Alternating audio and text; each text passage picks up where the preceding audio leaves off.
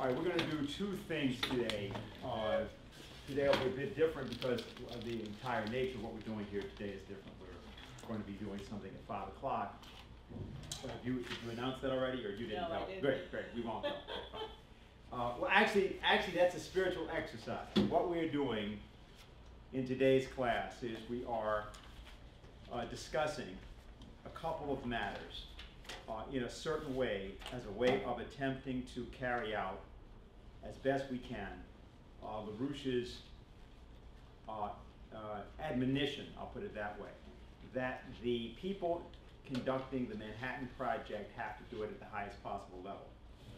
Now, today happens to be a very useful day to do this on, particularly since we happen to have today, March 7th, is said to be the 50th anniversary of the beating of civil rights demonstrators, Selma. And to that end, Barack Obama has gone to Selma today, and he's probably just concluded speaking. I only started with this because it's by way of bringing up something which leads into what we want to show here. Barack Obama being at Selma is about equivalent to Hitler being at Auschwitz. Now, one has to understand, I don't say that lightly. I say it because I know the people, some of the people, who authored Selma, who actually created the basis for Selma. And we worked with those people for many decades, as many of you know. But it's of relevance because the real question is, why is he there? He's there because of what's happening in Ukraine. Because what's happened in Ukraine is that authentic, real Nazis, not neo-Nazis, not people who read about Hitler and decided to put on a uniform with a swastika, but the people who actually are the direct descendants of the people that were responsible for the killing of 22 million Russians, are now in power as a result of Barack Obama and Victoria Nuland and those that gave them their orders. My God. His being in Selma is sort of like, for those of you who may remember the old film The Godfather, Michael Corleone being at the christening of his godson at the moment that several dozen mafia leaders are being executed. That's the character of what you're seeing portrayed. And it is that character which accounts for many of the actions of our fellow citizens that you would otherwise find merely tragic or bizarre. Like, for example, the suicide rates. And we've all, all of us can tell stories about that. You had, for example, you have now record suicides among people between the ages of 40 and 64 in the United States. You have record suicides among young people. You had this young student who was 10 years old, who killed himself the day before yesterday because of some fight, jumped out of a second-story window. But out in California, in a classroom, a 31-year-old teacher hanged herself at the beginning of the school period at 8:30 in the morning, and which was a perfect thing for her students to find. That's who found her, hanging from the ceiling. Now, when you're seeing things like that, you can try to say, well, or try to look at the individual behavior. But one of the phrases that you often hear attached to these moments, they showed no signs of being depressed. You keep hearing this from various people. We had no idea that they were thinking that. Or the famous, the couple, there's a murder-suicide of a couple next door, and people said, but they seem like such nice people, and they often said hello every morning. Okay? So no one bothers to think that if that's the case, maybe everybody is crazy.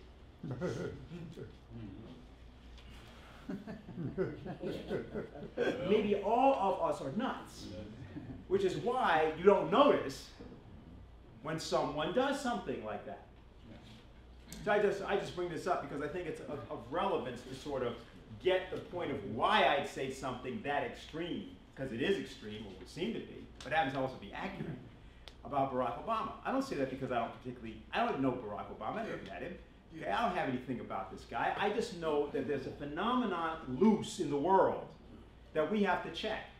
I was on a conference call a couple nights ago and someone was asking me about the fact that Netanyahu had come to speak and Barack Obama didn't want him to speak, and what did it mean that Barack Obama had opposed Netanyahu speaking? I said, well, you know, if you say to me that Nero criticized Caligula for doing something that was over the top,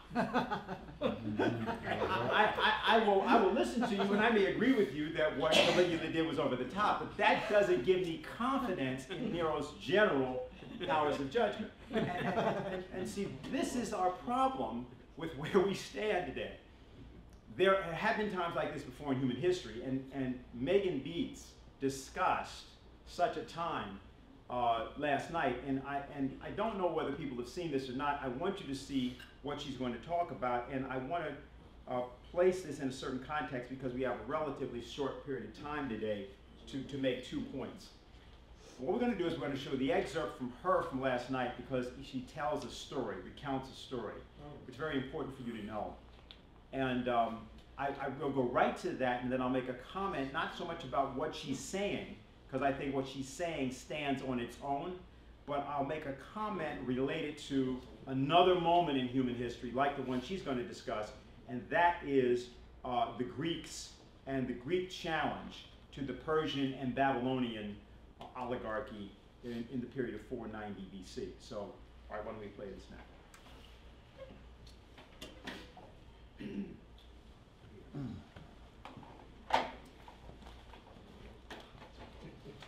It was this event which contributed significantly to crystallizing what we now know as the European Renaissance, which was born out of the efforts of Nicholas of Cusa.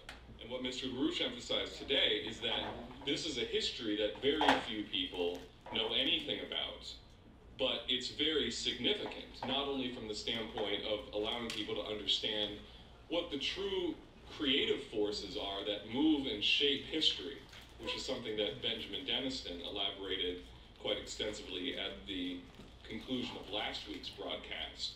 But it's also in order to answer the question, what is it going to take to crystallize a renaissance around what the BRICS and other nations represent today, this new emerging system? So I'm going to give Megan Beats a chance to address this subject.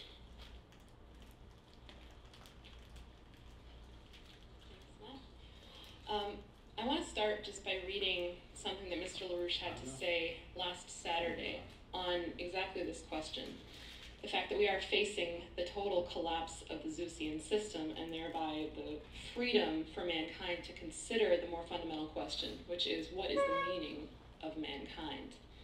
So he said, mankind is located, his identity is located in what he or she contributes to the future of mankind. Not how long they live, but what they contribute to the future. And people who are serious order their lives on the basis of realizing a necessary improvement to the existence and the persistence of their lives, their own lives. It does not lie in any other simple explanation. All people die. All men and women die. They will eventually die. So what's the meaning of their life? The meaning of their life is what they contribute to the future of mankind. And it's the people who create something which contributes to mankind's future, which is the meaning of man's existence. So, in 1431, Joan of Arc is burned at the stake at the age of 19 after a grossly corrupt 1-year imprisonment, torture, and trial at the hands of the rotten French lackeys of the proto-British Empire and their Venetian sponsors. These were the people who believed in the system of Zeus, and that if they just carried out their lackey tasks, such as this corrupt trial and torture of Joan of Arc, that they might perhaps survive themselves. This empire was so terrified of this 19-year-old woman that they burned her twice in order to ensure that there was nothing left left of her body. However, when the news of her case, of her trial, and of her death reached the ongoing Catholic Church Council, the Council of Basel, which, frankly, many of her judges and murderers later began to attend, when the news of her death reached that Council of Basel, a process was set into motion by the spark which was the mission of her life, which ignited those such as the circles of the great Nicholas of Cusa to mobilize against the evil in society which had killed her. Now, during that council, Cusa wrote in a document that he produced for the council in 1433, contrary to the Zeusian faction in attendance, on the true nature of government, which was really a treatise on the true nature of mankind and natural law. So Cusa writes in his Concordantia Catholica, "Therefore, since all are by nature free, every governance, whether it consists in a written law or in a living law in the person of a prince, can only come from the agreement and the consent of the subjects. For if men are by nature equal in power and equally free, the true properly ordered authority of one common ruler, who is their equal in power, can only be constituted by the election and the consent of the others. And law is also established by consent." So this is 2 years after the murder of Joan of Arc. Now, let me back up a little bit and talk a little bit about Joan of Arc and what she did and why the Zeusian system was so terrified of her. So by the year 1420, this is 11 years before her death, France was on the verge of disintegration. In 1337, about 85 years earlier, the crown of France had been seized by Edward III, the King of England. This unleashed over 100 years of warfare, of economic destruction and collapse, of mercenary armies roaming France, fighting the English and fighting each other. By 1347, between the years 1347 and 1351, 4 years later, a quarter of the population of Europe was wiped out by the plague. In 1418, the Queen of France turned and became a traitor to the France, fully ceding France's sovereignty to the English, and she placed an English king on the throne of France, disinheriting her own son, the Dauphin. So this is the Europe into which Joan of Arc is born in 1412 in a tiny village in the north of France.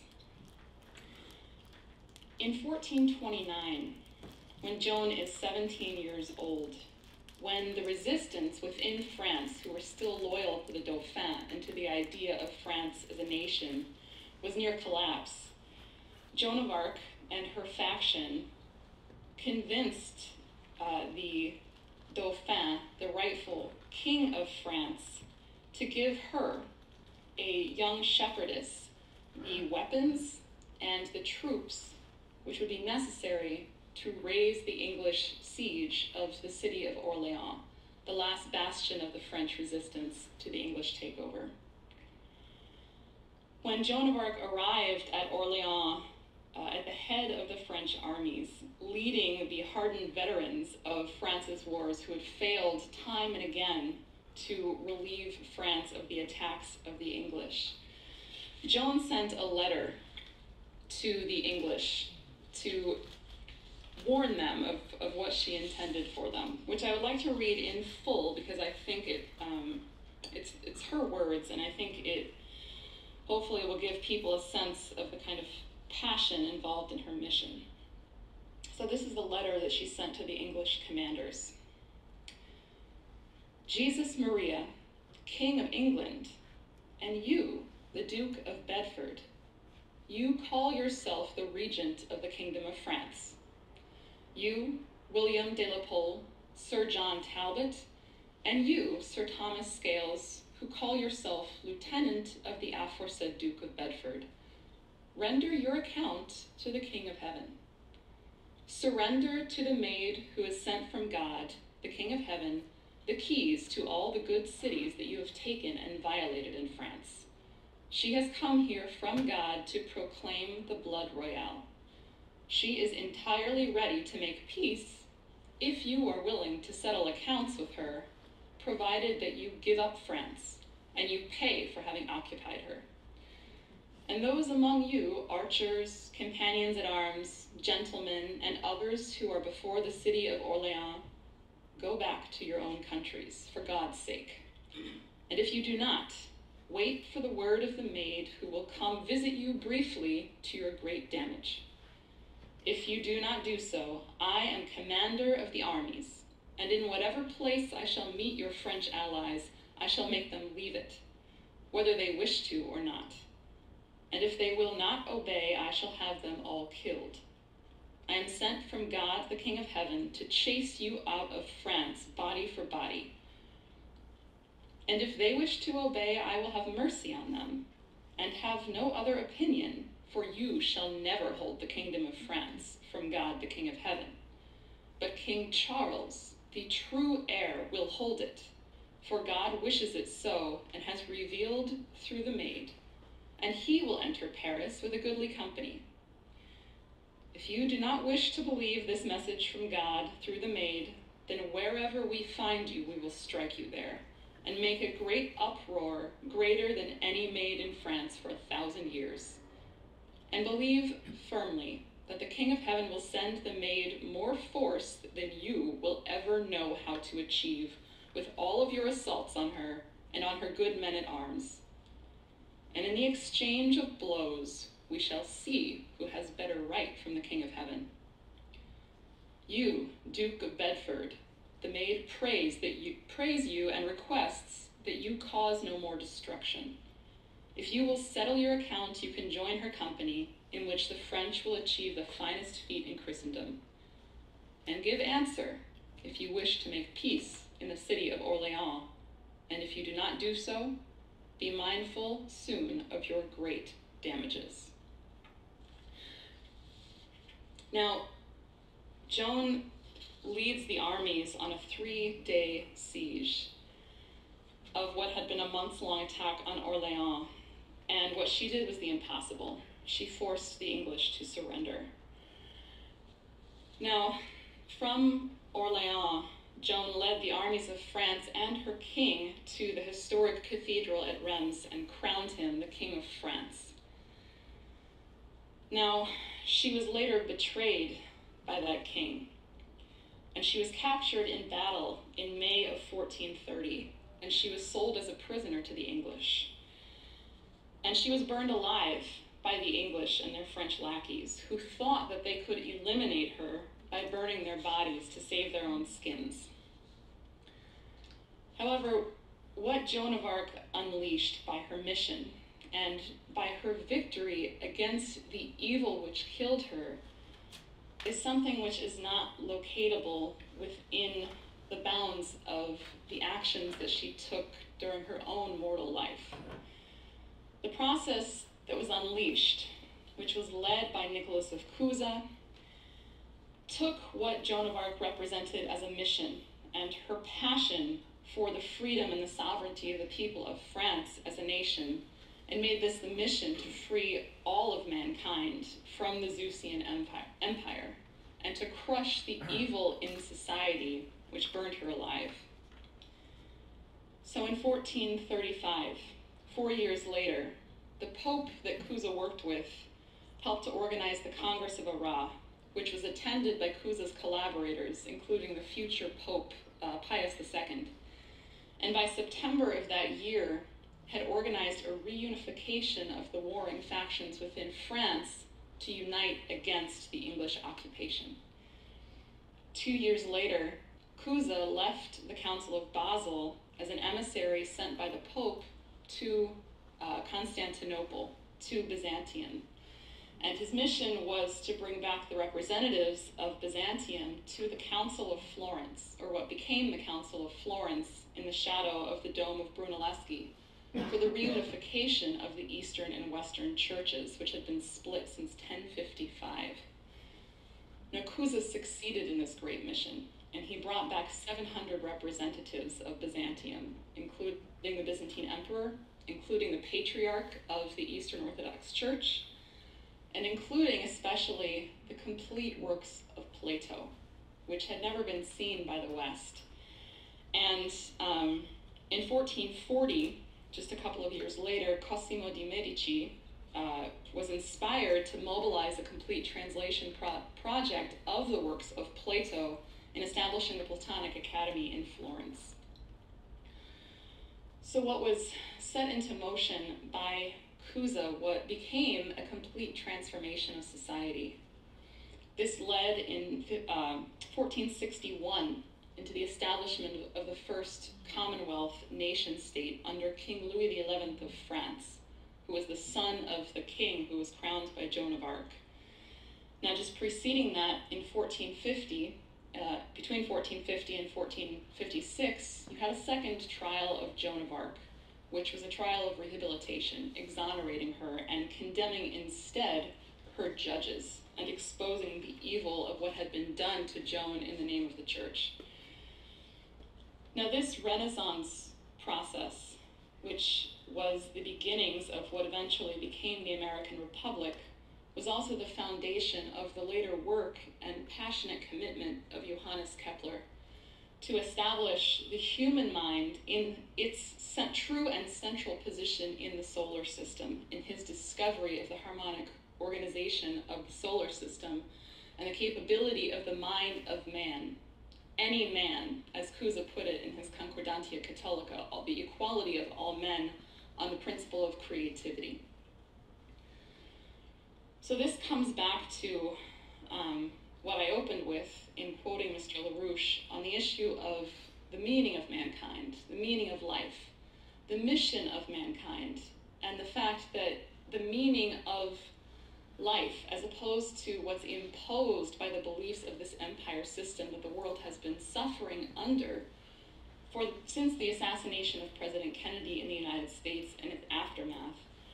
The meaning of life is in being truly human, in the creative process which establishes, long after your death, establishes a continuing process of the further perfection and uplifting of the powers and the capabilities of the human species, and changing, even after the death of one's mortal body, the meaning of mankind as a species. So this fulfilling of the mission of Joan of Arc, which is not quite complete, was taken up by a very small handful of leaders in what became the Renaissance, led by Cuza. And the question before all of us today is, will we respond to the horrors of the potential of nuclear war and the horrors of the potential extermination of the human species? Will we respond as the faction of Cuza responded to the horrors of what was done with Joan of Arc, and create something in mankind based on this spark of potential with the BRICS process, which has never been seen before?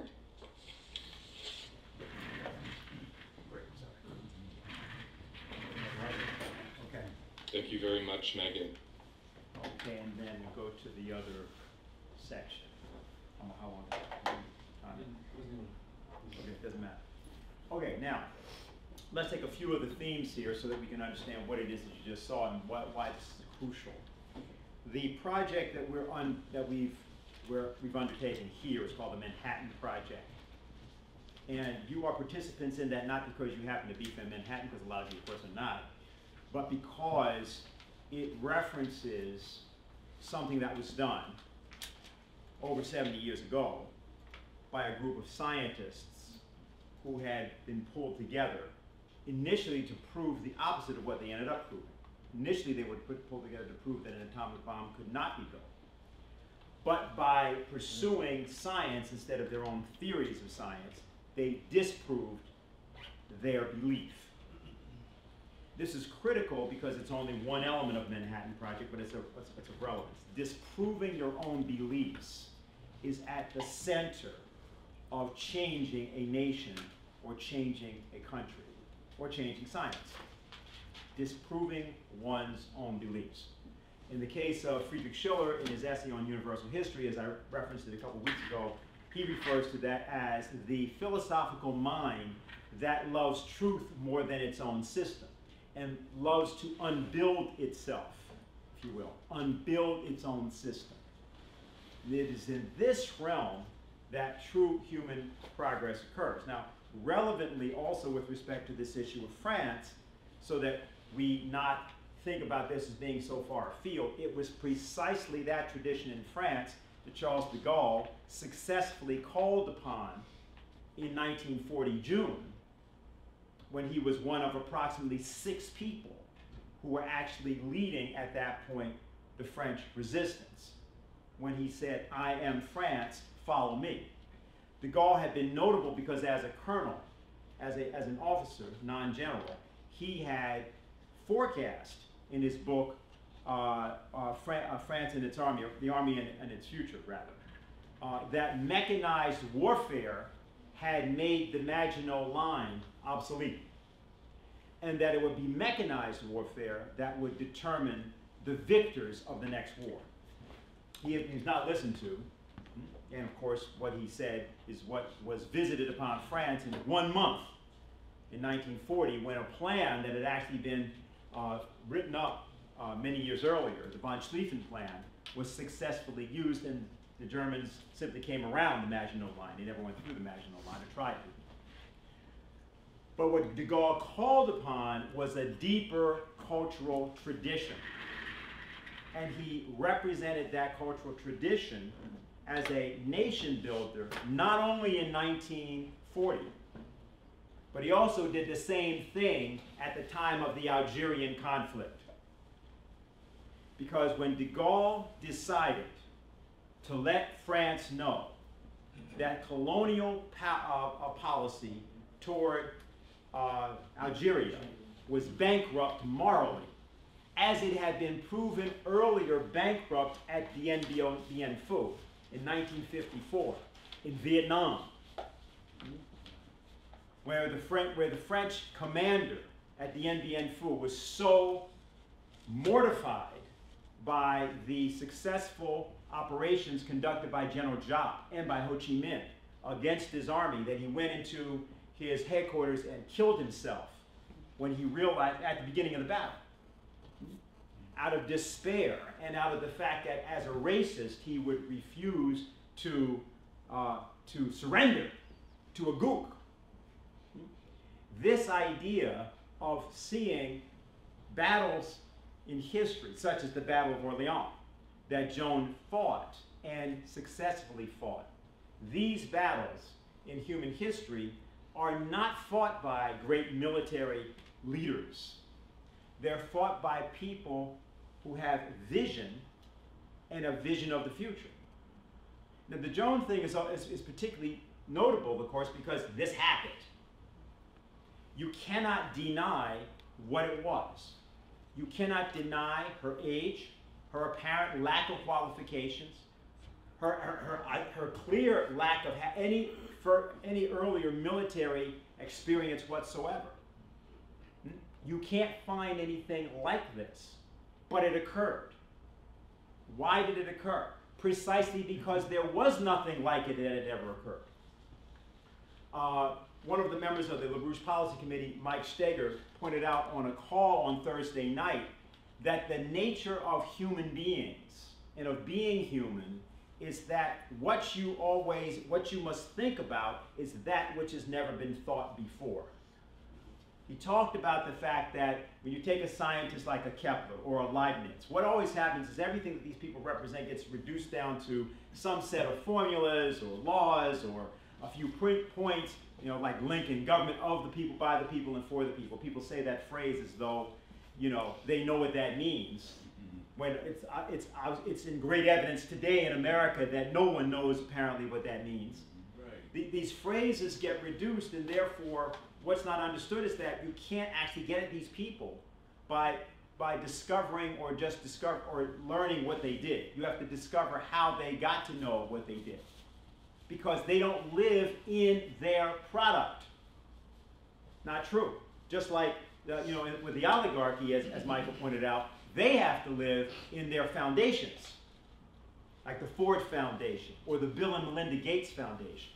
They believe that that's legacy. That is nothing. It isn't even human. Let me repeat that. It isn't even human.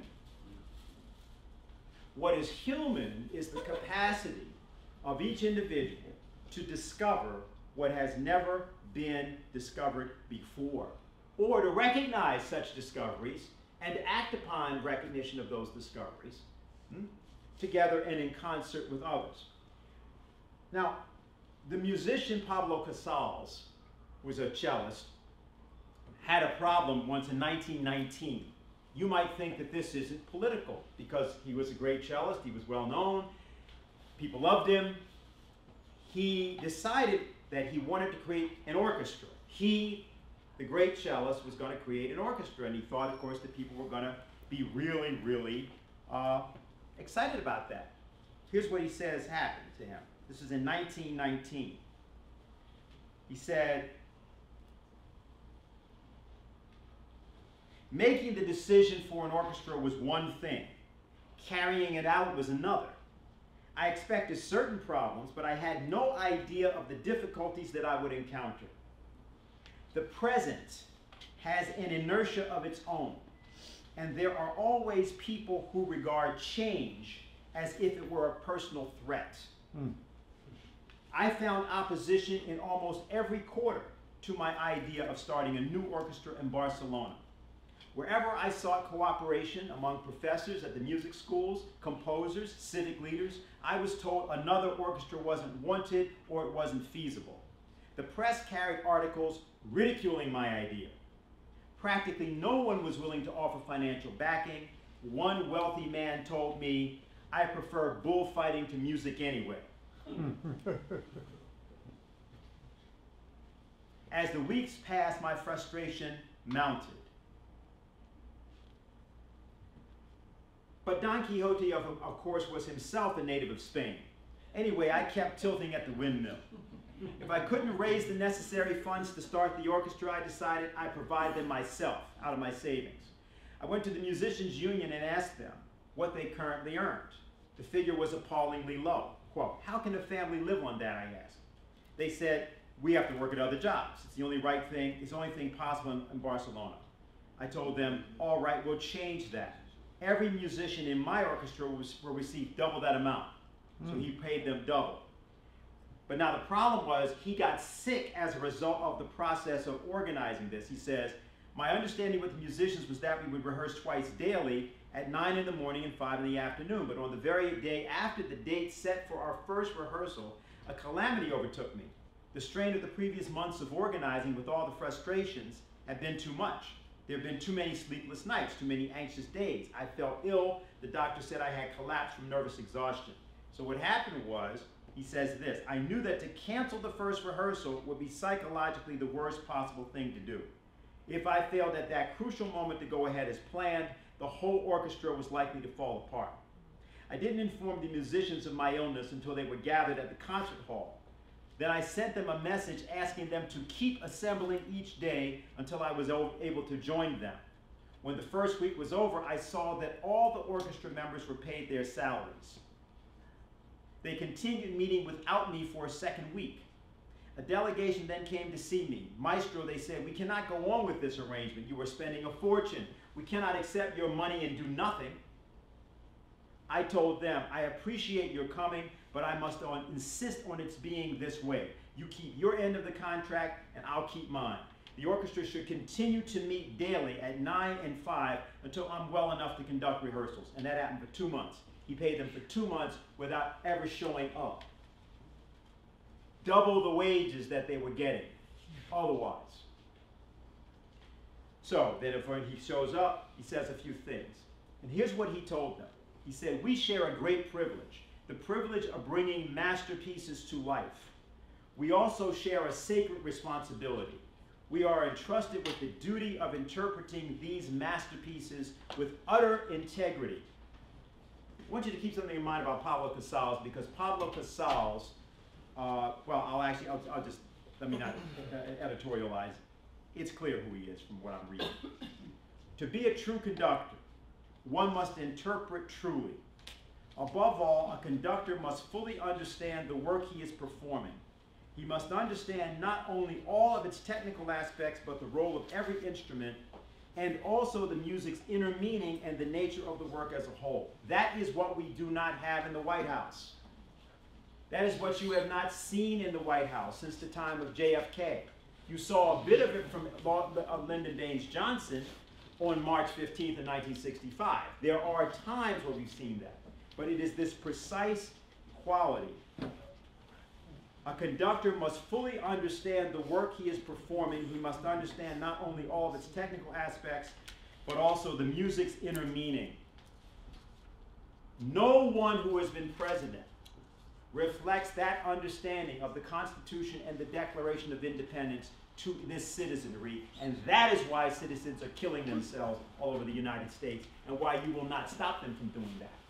Unless you do two things.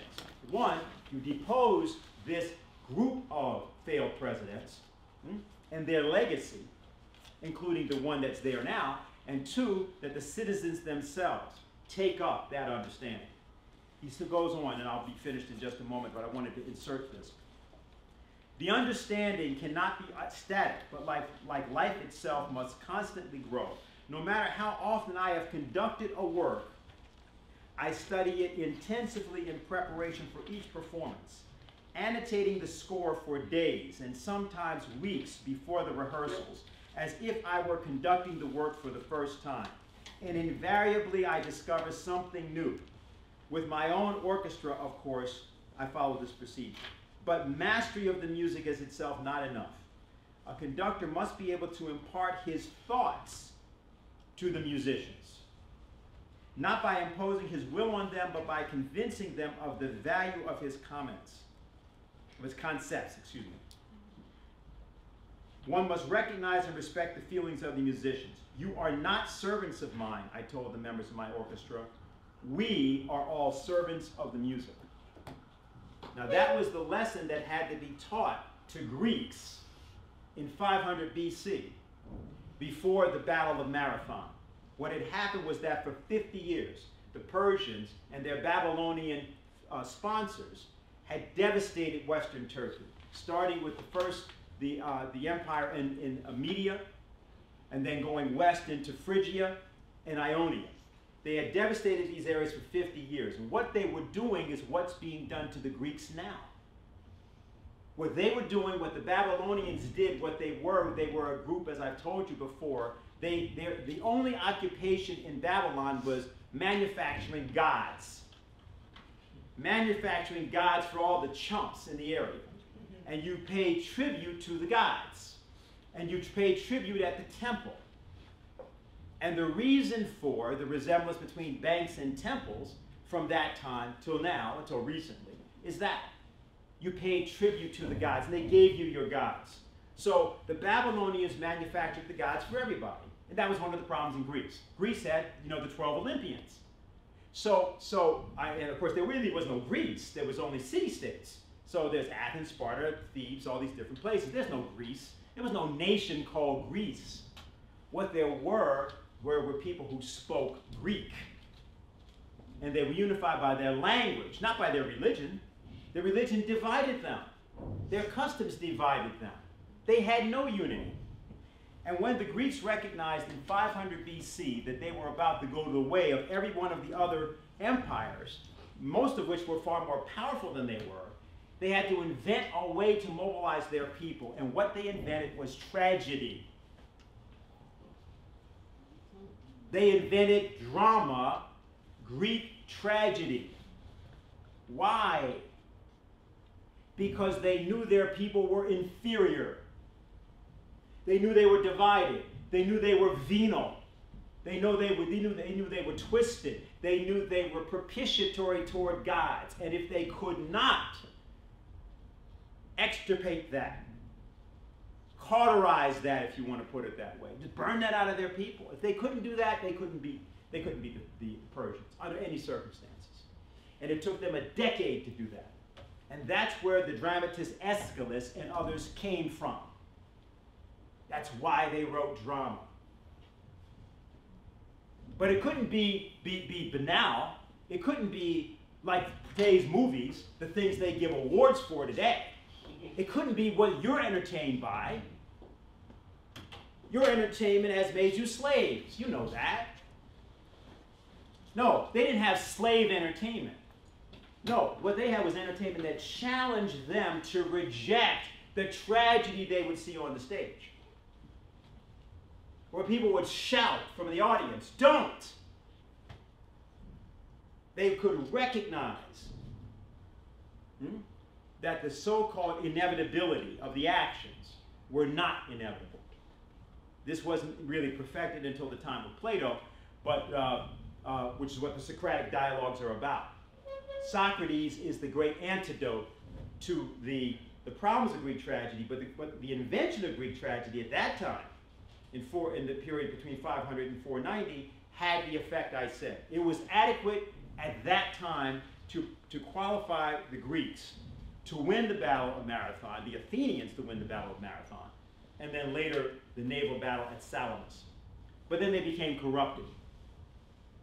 And we won't talk about their corruption for two reasons. One, because we have a group of good Greeks there now who aren't corrupted. And number two, because the solution to that was the one that Plato attempted to provide. Plato recognized this.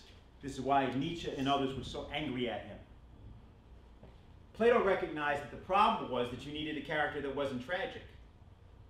And so he took his teacher, Socrates, and he created through the Platonic dialogues a means to train people to never submit to the tragedy of their own destructive, self-destructive ideas. I was going to say something different, I decided to edit it. Their own filthy ideas, that's what I was going to say. You should never be hostage to your own filthy ideas. Like the filthy idea of democracy that Americans today have, which they purport to live by, even as their nation, under the influence of funny people with funny names in the financial world, destroys and kills other nations. Now we have a problem, and I don't want to. We have a limited amount of time, so I'm going to do something which I just want to introduce here now. I know we've got this problem on the schedule, so we're only going to show about 10 minutes of Ben Deniston, but we have to put this in here for the following reason. You heard Megan reference Johannes Kepler and the idea of science as coming from Joan of Arc. Why? How does this work? Consider the following. All of you have heard about solar power. You're willing to talk about it and everybody knows about it, right? But if I said, well, unless people understand that everything in their lives is determined by everything important about us as a civilization is determined by our ability to comprehend the solar system, you would think that was esoteric. See, people are willing to talk about things that they know that they're permitted to talk about. But if you actually ask them what the subject is about what they're talking about, they don't know.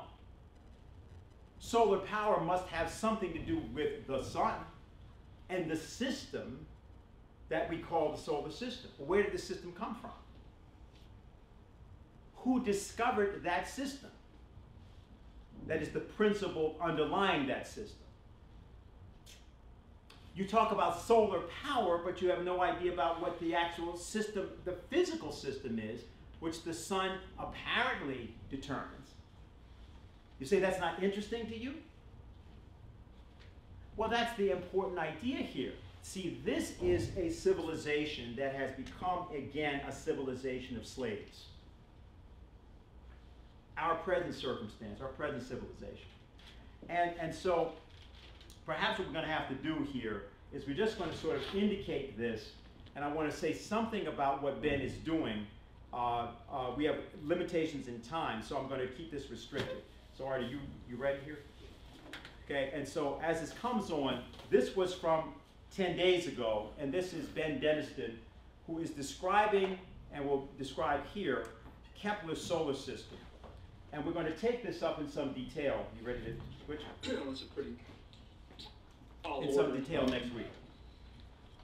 I'd like to refer back to set this up to some of what Mr. LaRouche had to say earlier in the week in kind of setting the context for a whole process of intervention that he's kind of laid out the past 5 or 6 days. On Wednesday, in a discussion with his policy committee, he had some particular remarks about getting a more precise strategic assessment of the war danger. I'm going to pull from just some of the concluding points of his remarks on Wednesday, which we published on the LaRouche PAC website on Thursday. He said, what would make sense is what was done with Zeus, a Zeusian kind of thing, where a very extensive destruction of large areas of the planet Earth would be affected, and it would be really a long time before anybody really got things up and started again to build civilization. And Mr. LaRouche went on. He said, this is what we're talking about. This is strategy. This is what I'm talking about. We need a new renaissance, a serious renaissance. We understand how the human species behaves. We understand its evils as well as its good potential. And we must make an instrument which will do what has to be done to prevent the mass killing of the human population. To create a new kind of organization, a new kind of renaissance in the sense of Nicholas of Cusa's renaissance. That's what we must do. We're getting indications that such potentials exist.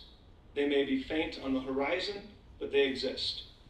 And if we do our job properly, we can halt the genocide. And a little bit later, Mr. LaRouche went on, he said, Nicholas of Cusa's work was in that direction, along with others in the Renaissance. And that's the way we have to approach it. You have to take the principle of the Renaissance.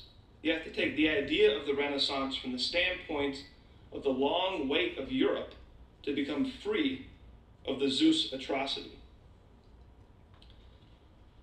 So those were excerpted from Mr. LaRouche's remarks on Wednesday.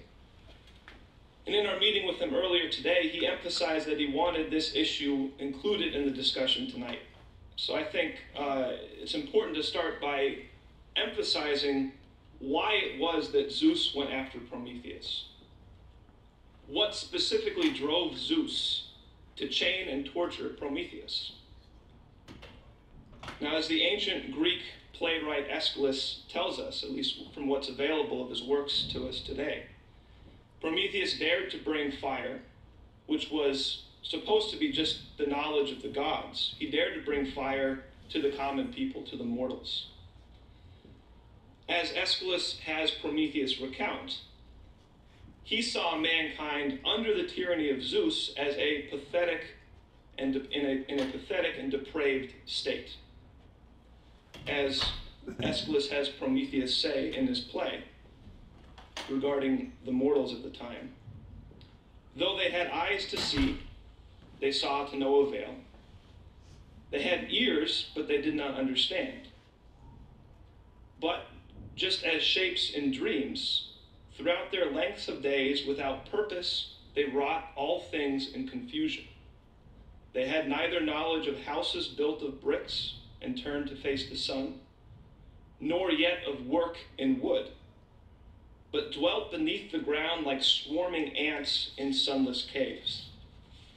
They had no sign of either winter or a flowery spring or a fruitful summer on which they could depend, but managed everything without judgment.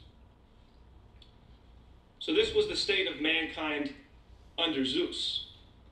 And Prometheus, betraying Zeus's policy, intervened. Now, Prometheus is best known for having brought fire to mankind. But what else does that mean? According to Aeschylus, he brought hope to mankind. He taught them astronomy. He taught them about the seasons and agriculture. Numbers, language, arts, medicine and metallurgy. As Aeschylus writes, "Hear the sum of the whole matter in the compass of one brief word. Every art possessed by man comes from Prometheus." So it was for this action, this violation of Zeus's policy towards mankind, that Zeus sought to imprison and torture Prometheus. And as Mr. LaRouche has often stressed, this is not just a tale of some struggle from long ago to be recounted by historians or academics. This expresses the principle of a governing characteristic which has plagued Western civilization from the time of Prometheus up to this very moment. So what does Prometheus show us? Well, man is not a beast. Man inherently is not just another animal species. What we see in Prometheus is that it's the actions of Zeus, the active intervention of the Zeusian system, which condemns populations to this type of bestiality. And Prometheus dared to violate Zeus's system. And it was not simply by just giving things to mankind. It wasn't simply an act of charity, maybe the way people think about charity. But it was by allowing mankind to rise to the potential already inherent in mankind. That's what Prometheus was able to do. And as Mr. LaRouche emphasized this week in the quotes I read at the beginning, this became even clearer in the Renaissance with the work of Cusa and with the continuation of Cusa's work with Kepler. Again, mankind is not inherently a Zeusian species, even if Zeus has tended to dominate for long periods of time. Mankind, unlike any animal species, despite the desires of Zeus, has this unique power to act, to change his relationship to the universe, as Kepler demonstrated in his work. Kepler discovered the principle organizing the entire solar system, and he did so in a method which he, at a certain point in his life, developed and defined as his conception, his principle of harmonics, his principle of universal harmonics, harmony. And that is how he discovered the solar system. For example, I think to help illustrate and understand this, the fact of the matter is Kepler's discovery, the results of Kepler's discovery, are simply not at all possible to be derived from sense-perceptual interpretations of the universe. The results of Kepler's discovery are completely inconsistent with anything that man could derive simply from his sense perception alone. That Kepler, following Cusa, had already recognized that the fundamental principles of the organization of the universe were not accessible to mankind through the senses, nor from any types of interpretations or developments based upon conceptions derived from sense perceptions.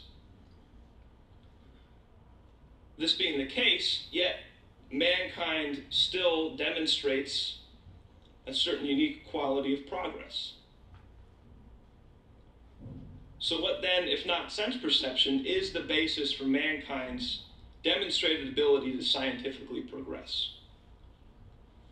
Now, as Kepler demonstrated, and also very explicitly discussed when he spoke of his work and his discoveries, and the work leading into his discoveries, the subject of science really is the study of the unique characteristics and powers of the human mind specifically.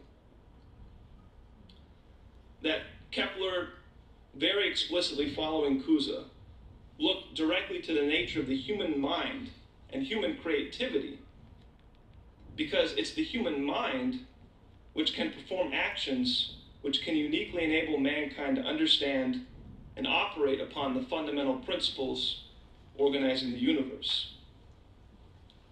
It comes from the human mind alone, as far as we know. So if we really want to more truthfully understand both the nature of mankind and the nature of the universe of which mankind is a part, we really have to change what most people today think think of when they hear the term science.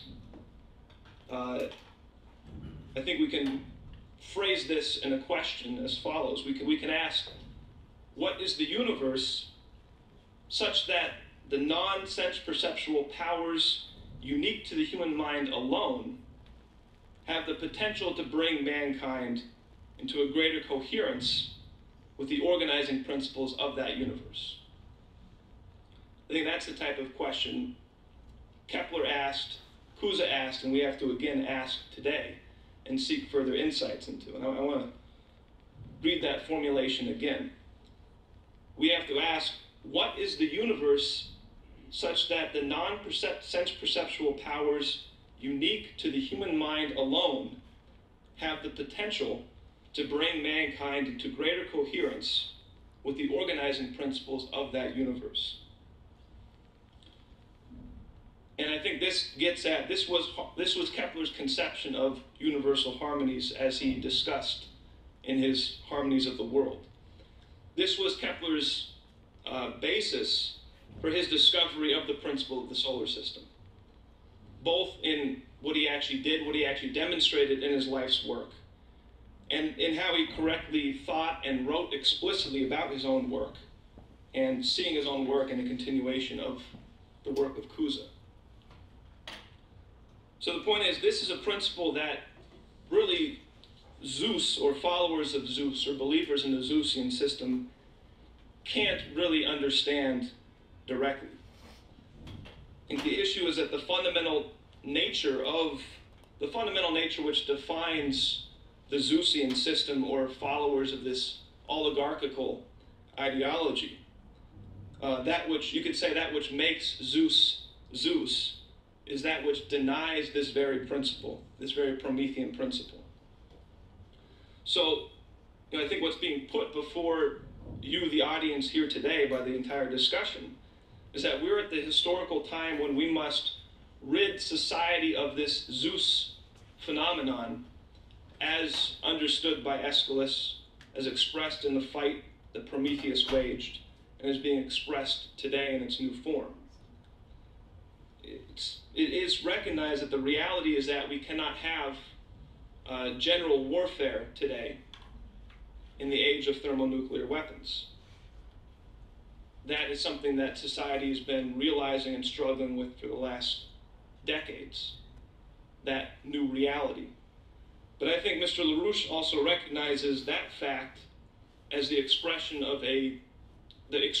product of a deeper issue, which is that we can no longer have a Zeusian system, a Zeusian social structure in a thermonuclear age.